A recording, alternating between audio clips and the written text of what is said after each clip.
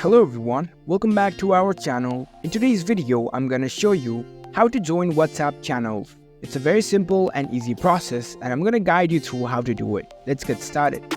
First of all, on your phone, launch the WhatsApp app. After you are inside WhatsApp, make sure that you are logged in with your account. Now, in order to join WhatsApp channels, first of all, you need to tap on this update section over here. Once you're in this update page, here you can see find channel section. If you scroll right through it, you'll find different WhatsApp channels. If you want to explore more channels, here you can see explore more button, tap on it. Here you can explore more channels based on the categories like entertainment, sports, news and information, lifestyle. There are varieties of channels that you can follow. If you want to join particular WhatsApp channel, you can even search for them. Here you can see search bar at the top right corner, tap on it. Here you can search for your preferred channels.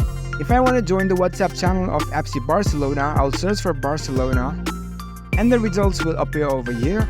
You can check through the official channel and follow them. There you go, you've successfully followed this channel. If you want to view this channel, you can simply tap on this channel name and you will see all the updates every day.